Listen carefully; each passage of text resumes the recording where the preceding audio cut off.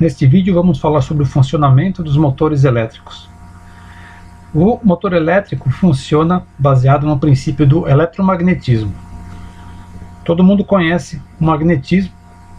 Magnetismo, nós temos lá um ímã permanente, e nesse ímã permanente nós vamos ter lá, no ímã em forma de barra, nós vamos ter um polo norte e um polo sul.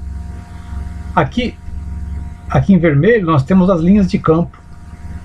Então, existe um vetor chamado vetor intensidade do campo magnético, que ele sai do polo norte e se dirige ao polo sul. Ele forma ali as linhas de campo. Internamente, essas linhas de campo também existem e elas estão concentradas. Então, se externamente esse vetor tem essa direção, saindo do polo norte, entrando no polo sul, internamente acontece justamente o contrário.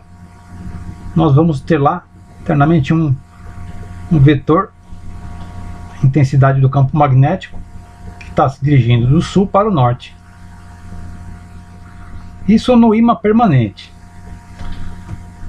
No motor elétrico, nós vamos ter esses campos gerados por eletroímãs.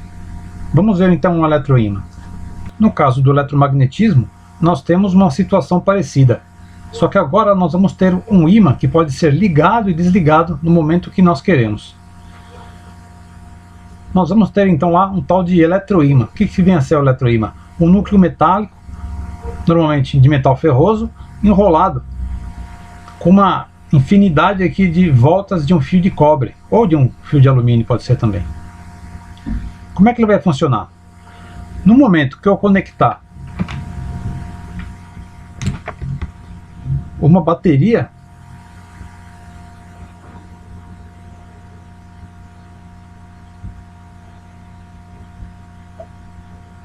nesses dois terminais, aqui é o positivo e o negativo, no momento que eu conectar uma bateria, vai surgir nesse núcleo ferroso aqui um campo magnético.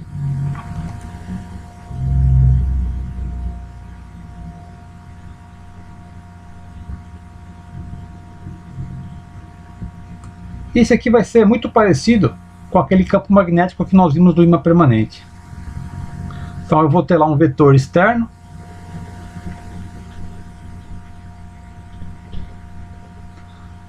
e eu vou ter aqui um vetor interno.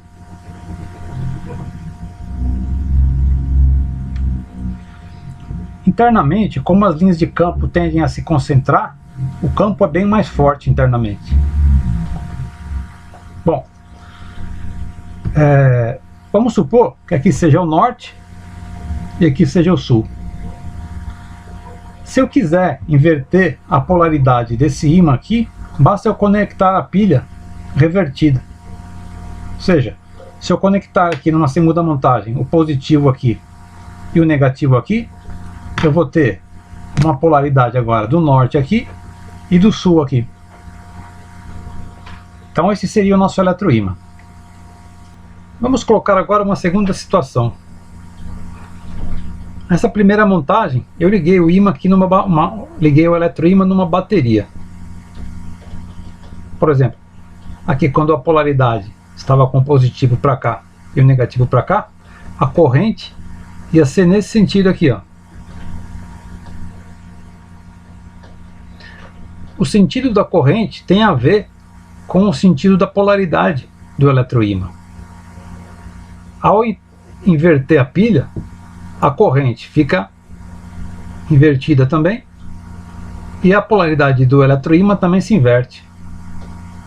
Então, vamos esquecer essa montagem aqui em corrente contínua, que é a pilha, e vamos ligar agora o eletroímã na corrente alternada. Como nós aprendemos ali nas aulas anteriores, na corrente alternada, a corrente está variando a todo momento. No primeiro momento, ela tem esse sentido, depois ela vai reduzindo a sua velocidade até parar e começar a circular no outro sentido. Por isso que ela se chama corrente alternada. E ela vai fazer isso obedecendo esse gráfico aqui, ó. Aqui pode ser tanto corrente quanto pode ser a tensão. Então nesse primeiro ciclo a corrente está no sentido positivo e nesse segundo meio ciclo aqui está no sentido negativo. O que a corrente alternada impacta no eletroímã? O fato é o seguinte: nesse ponto, quando a corrente é zero, o campo magnético aqui, ó, é zero também. À medida que a corrente começa a aumentar, o campo eletromagnético também começa a aumentar. Quando chegar aqui, ó, vai ser o pico, vai ser o máximo. Então eu vou colocar aqui, ó, uma representação vetorial até aqui.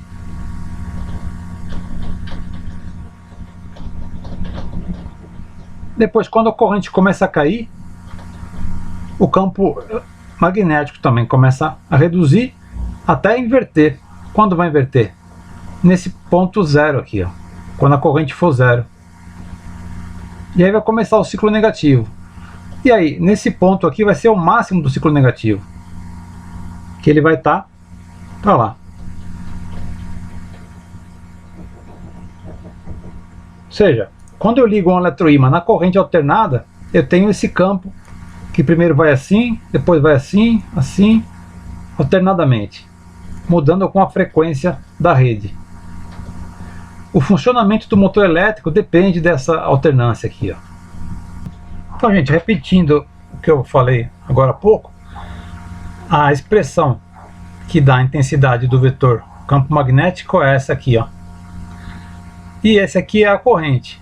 Então, à medida que a corrente vai variando, por causa da corrente alternada, o campo magnético também vai variando. Então ele vai ter esse comportamento aqui, ó. Por exemplo, nesse ponto onde a corrente tem esse valor, o campo magnético vai ter essa intensidade. À medida que ele vai aumentando, aqui está no máximo, aí começa a diminuir, aí fica no sentido negativo. No caso do motor trifásico, nós temos 3 fases variando ao mesmo tempo. Qual que é a diferença dessas 3 fases? Elas estão defasadas de 120 graus. Internamente no meu motor, eu vou ter um conjunto de bobinas, conjunto de 3 bobinas, que estão ligadas em cada uma dessas 3 fases. Então, por exemplo, aqui eu tenho a fase vermelha, que eu chamei aqui de R, depois tenho defasado 120, a fase S, e defasado 120, a fase T. Ao longo do tempo, essas 3 fases variam alternadamente.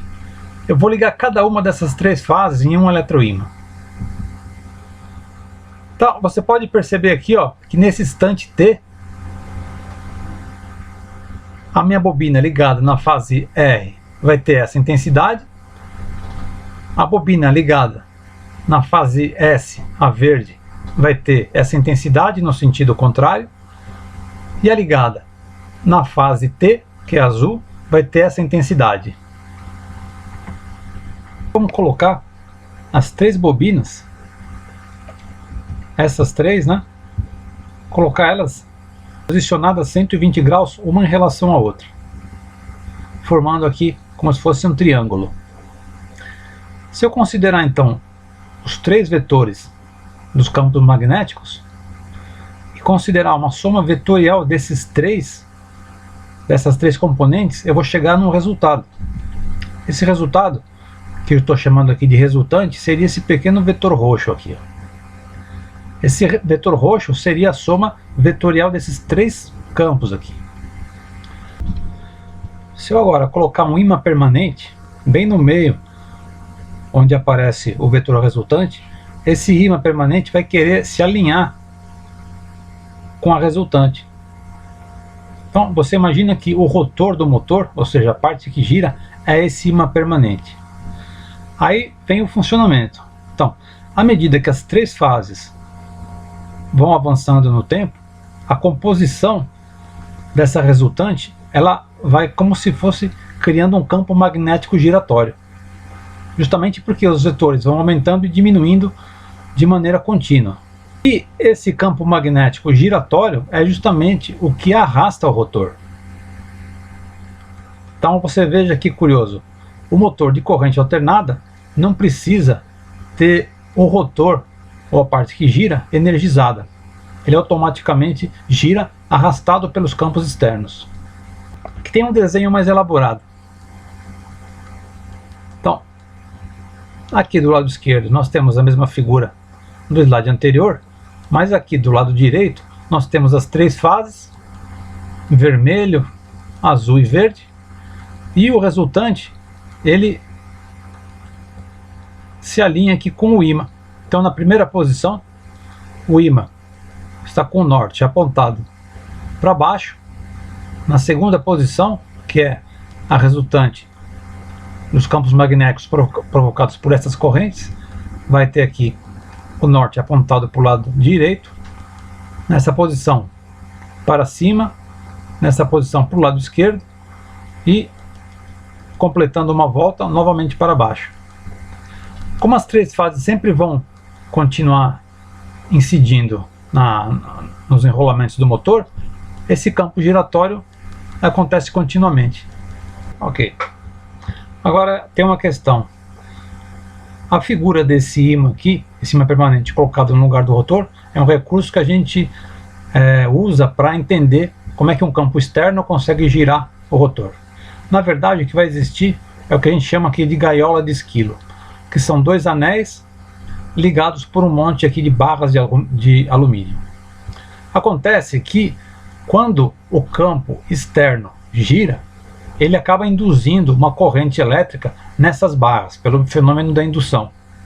E essa corrente circulando nas barras, imerso num campo magnético, faz aparecer o que a gente chama de força de Lorentz. Essa força de Lorentz é o que provoca o torque no rotor. Então vamos ver aqui no próximo slide. Nós temos aqui o campo magnético rotativo, representado aqui nessas linhas de força.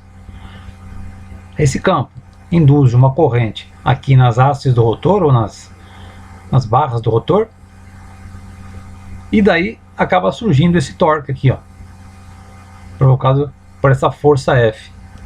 Essa força surge graças a uma coisa chamada lei de Lorentz. Então as correntes induzidas nas hastes da gaiola de esquilo, quando atravessadas pelo campo rotativo externo, fazem com que apareça, a força, lei de Lorentz, que gera o torque no rotor do motor. O funcionamento do motor, gente, é bastante complexo de entender, Eu vou mostrar agora uma experiência que um campo magnético externo, giratório, consegue fazer girar um disco de alumínio, que é exatamente o que acontece no caso do motor elétrico.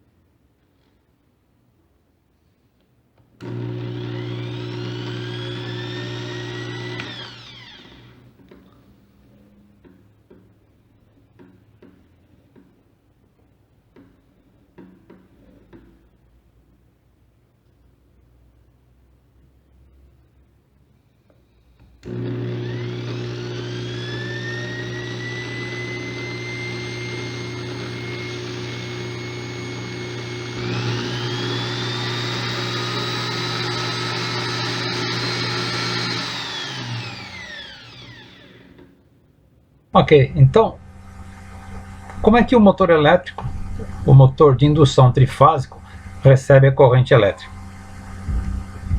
O motor tem em seu estator uma série de bobinas. Essa série de bobinas são justamente essas três aqui, ó, a R, S e a T. Eu vou ter 1, 2, 3, 4, 5, 6 terminais. Então, os motores de indução trifásico eles têm no mínimo 6 terminais. Aqui está uma foto de um motor real. Então tenho aqui, ó, 1, 2, 3, 4, 5, 6 terminais. Cada par desses aqui está ligado com as bobinas internas do motor de indução trifásica. Então, de maneira bem característica, os motores de indução trifásicos, eles têm lá uma caixa onde a gente faz a ligação dos cabos. Eles têm uma carcaça, geralmente de ferro fundido.